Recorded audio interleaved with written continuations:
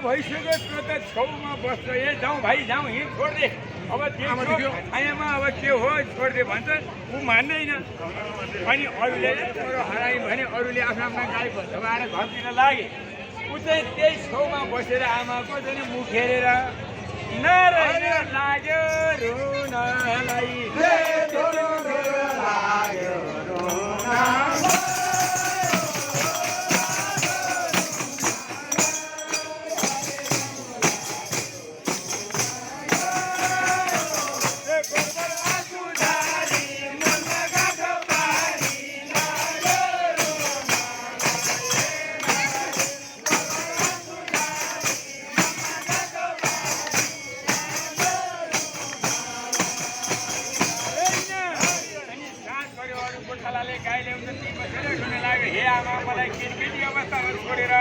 तपाईँ कहाँ जानुभयो यहाँ आएर बस्नु भएको रहेछ कि मलाई पनि सँगै लैजानुहोस्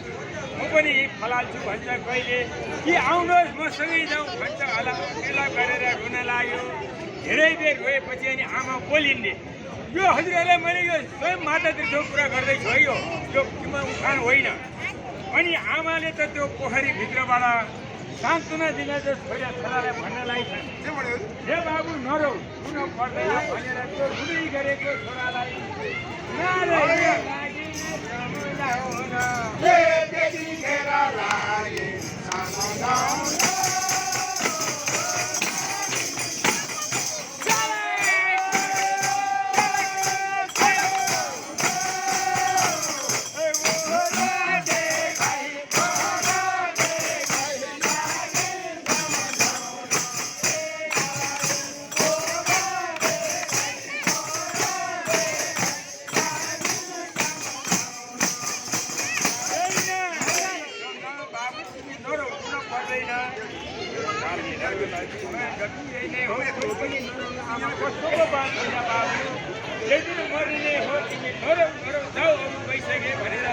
विभिन्न तरिकाले सम्झाउन लाग्यो ऊ भने आमा कि म पनि त्यही आउँछु कि मसँग हिँड्नुहोस् भन्छ हुन्छ अनि आमाले अब म जान मिल्दैन म एकचोटि मरेर पितृमा गइसकेँ म तिमीसँग जान मिल्दैन यदि तिमीसँग यस्तो माया छ भने अब वर्षमा एकचोटि अब हामी यहाँ आमाको रूप लिएर यहाँ आउनेछौँ तिमीले जे दिएको हामी ग्रहण गर्छौँ खान्छौँ भनेर आमाले भनेको हुनाले अनि मनले नमानी आमाको सन्देशलाई बोकेर त्यो छोरो चाहिँ रुँदै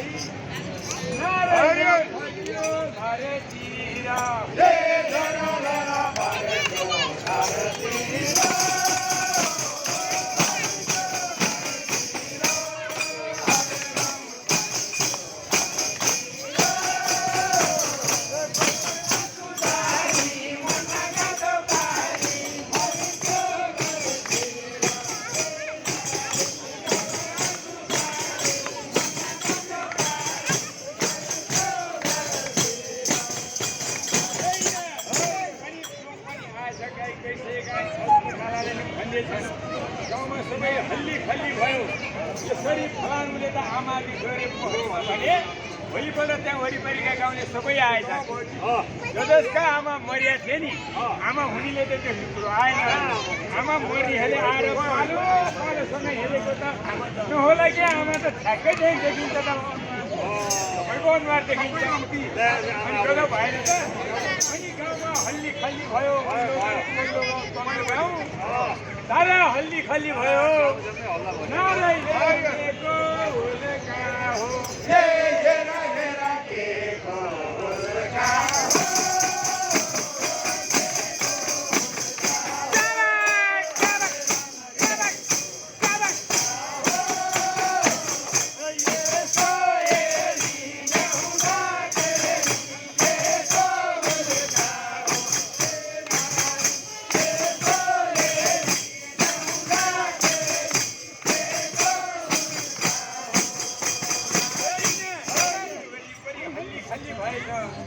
अनि त्यो पोखरीका लेउहरू सबै थाले अनि वर्षमा जुन आजको दिन छ नि मालले भनेको नि आमाको मुखेरी दिन अनि सबैले गएर त्यहाँ हेर्दा रहेछन् जसको आमा मरिया छ सबैले त्यहाँ देख्छन् त बाबा सबैले देखे अनि त उसका भयो अनि कुनै गयो विचार बसेर चल्यो एउटाको छोरी असाध्य आमालाई माया गर्ने उसले पनि आमाको अनुहार देखिहाली त्यो पोखरीमा झ्याम्मै फलाली भयो आमालाई पोखरीमा देखा गहिरो छोरे गहिरो त्यतिखेर त अहिले अलिकति ढाक्या छ अब यसरी भएन मान्छेको दुर्घटना हुन लाग्यो भनेर यो पोखरीलाई सानो बनाइयो अरे आमाको ढक्कन लगाएर त्यसलाई घेरियो वरिपरि सेटमार लगाइयो अहिले पनि त्यही हो किंवदन्ती यो सत्यता कुरा हो यो टेलिभिजनले पनि बताइरहेको छ पनि हालेको छ अनि मैले पनि हजुरलाई यही कथा बताएको हो जसको अब अहिले चाहिँ आमाको अनुहार देखिँदैन यो त अलि अगाडिकै कुरा होला अब अहिले खोइ त आमा भनेर हेर्नु पऱ्यो देखिँदैन पहिला ढकलले ढाकिदियो त्यहाँ भन्दा फेरि यो कलीमा कसैको पनि यो देखिँदैन अहिले चाहिँ देखिँदैन ढाकिरहेको छ फेरि कली जानुवाला हेर्ने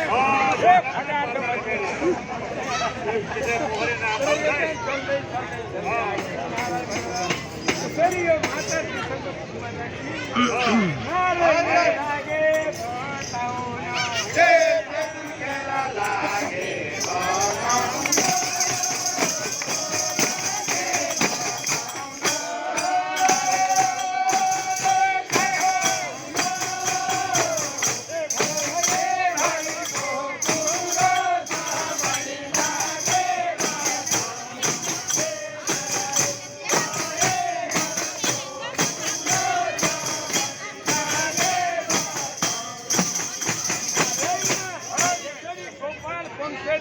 चल्दै आएको यो माता तीर्थ अनि सम्भव हुने वरिपरिका मान्छे सबै त्यहाँ गएर किनभने आमाको अनुहार देख्छौ नि त त्यहाँ अनि आमाले भनेको बाबु हो वर्षमा एक दिन हामी सबै आमाको रूपले यहाँ आउनेछौँ आफ्ना सन्तानले जसले जे दान गर्छ हामी ग्रहण गरेर खानेछौँ भनेर वरदान दिनुभएको हुनाले धेरै टाढा टाढाबाट त्यहाँ जाने आमाको नाममा सिधा दान दक्षिणा गर्ने मिठाई दिने अब अहिले पहिला थिएन अहिले साली पनि पर्यो अनि अहिले चाहिँ के गरेर भने आमालाई अब आमा छोरीले चाहिँ अब दिन सकेन दुध लगेर त चलाइदिने छोरा चढाउने अब त्यो पुजारीले लाने अब आमा त किन आउँछ फुल दिन अनि यसरी अब गएको त हेरेको त तपाईँको पछ्यौरा ठुलो चोला साडी त ठुला त पुजारी जसरी चढाउने हे अनि त्यो चाहिँ अब लाने पुजारीहरूले लिने आमा त कति बेला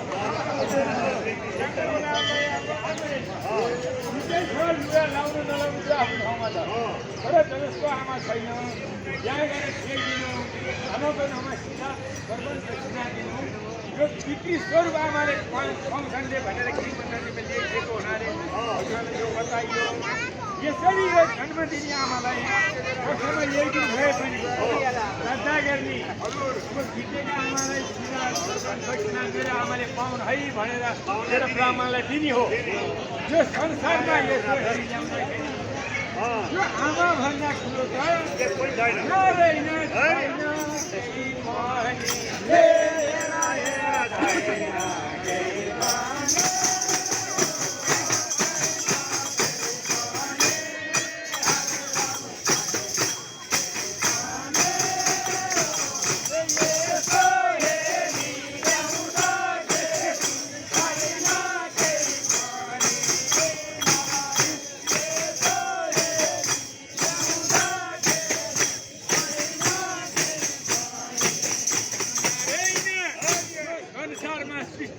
ब्रह्मा भन्दा पनि आमाको महत्त्व बढी यसरी बस्दै नसम्म आफ्ना कोखमा राखेर कति कष्टसँग पैदा दिएर पैदा गराएर अब हामी 5 वर्ष नपुगेसम्म छोरो लल्ला गर्ला भने आफू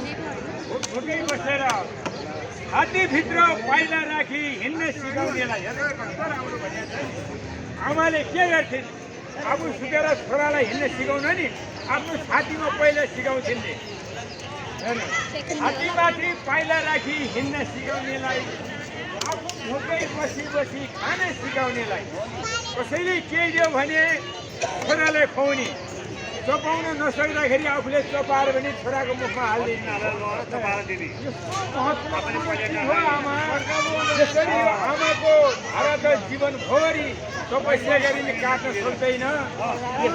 अनि आमा भन्दा बाउको त महत्त्व त पछाडि बाउले पनि आफ्नो भूमिका त गर्छ, हुर्काउने पढाउने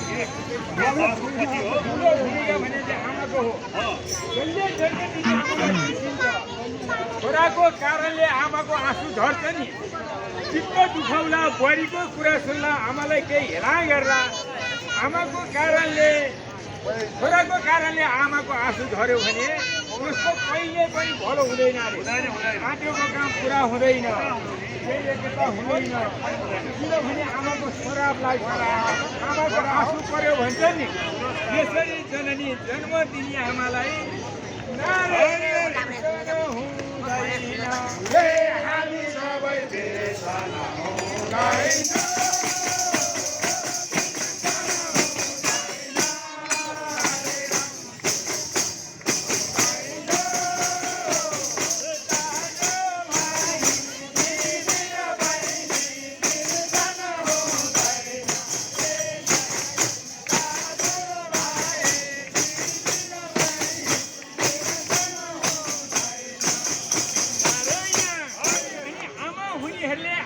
दिनमा आमालाई के मिष्टान्न भोजन गरेर खुसी राख्ने 12 महिना त सकिँदैन। सबै आफ्नो देशमा हुन्छ, वर्षमा एक दिन भयो भने आमालाई खुसी बनाउने, आशीर्वाद थाप्ने। अब नहुनेले के गर्ने भन्ने कुरामा नि नहुनेले आमाको नाउँमा दान दक्षिणा गर्ने, मेरो फलानु नाम गरेको फेरि आमाले पाउँ भनेर दान दक्षिणा सिधा तर्पण गर्ने दिन हो आज। यसरी गर्नुभयो भने हजुरहरूको जाने आमाको दुधको भाडा काटिन्छ। दुधको भाडा भने नि 10 धारा दुधको भाडा लाग्छ, जिन्दगीभरि काट्न सकिँदैन। हो आमाको नाउँमा केही दान पुण्य धर्म गर्दै जानु सकिन्छ भने आमाको नाउँमा पुण्य कार्य पनि गराइदिनु, एउटा धारा लेखिदिनु, एउटा देवालय बनाउनु, सिधै आमाको नाम लेखिदिनु, तल सके फोटोले राखिदिनु हो, एउटा खिर्की राख्नु, आमाको केही सम्झना गर्दै जानु होला। आजको महत्त्वपूर्ण दिनमा हजुरलाई मैले सानो एउटा कथा भनौँ या यो रियल कुरा हो। यसरी माता तीर्थ चाहिँ उत्पन्न भएको रे, गोठालाले रोटी खाँदाखेरि झरेर कुण्डमा परेको र रोटी केले तान्यो भनेर हेर्न जाँदा आमाको अनुहार देखेको यो माता तीर्थमा हो। त्यसै भएर यसको मान्यता बढ्दै आएको हो। यसको किम्वदन्ती चाहिँ यति नै हो। यसमा अरू पनि जोडिएको छ। भगवान राम आउँदै वनवास आउने गर्दा त्यही बाटो आएको रे, सीतालाई पानी तिर्खा लागेको रे, त्यो बेला सर पानी रहन्छ, प्रभु मलाई पानी तिर्खा लाग्यो भनेर सीताजीले बिन्ती गर्दै गर्दा भगवानले त्यसरी त्रिशूल खोपेर एउटा कुण्ड बनाउनु भएको रे। अनि सीताजीले पानी खाएको रे त्यही कुण्डमा।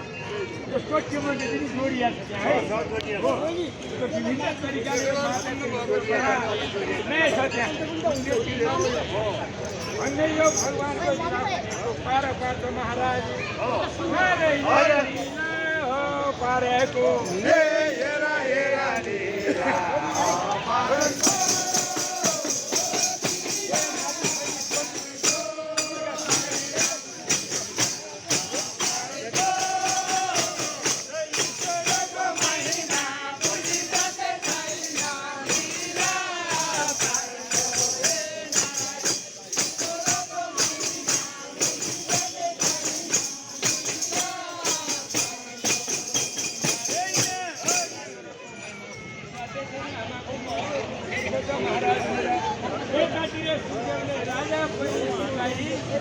अरे लागे बताउन हे भए सबै लागे बताउन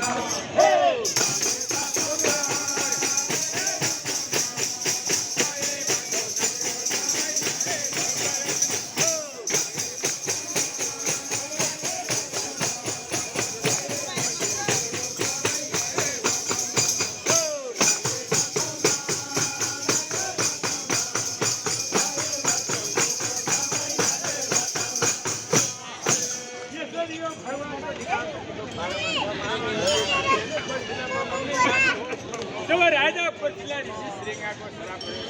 किनारमा जानुभयो अनि सुखदेव सवारी भयो। के हो महाराज भनेको म त सातै दिनमा यो संसार छोडेर जानु पर्यो भनेर यतातिर राजा परिचित भने लागे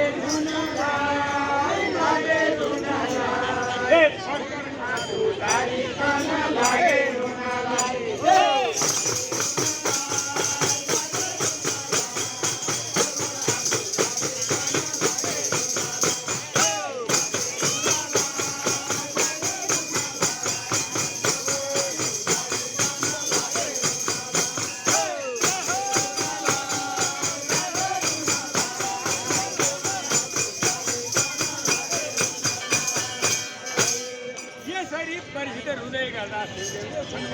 मालिक फेरि खोज्दै साथी हो भन्दै गर्दा हे महाराज 7 दिनभन्दा बढी को नै बाँच्छ र फेरि नमर्ने पनि कोही छैन जब जन्मेपछि एक दिन जानु नै छ अरे संसार यस्तै हो जन्मेपछि मर्ने पर्ने संसार यस्तै हो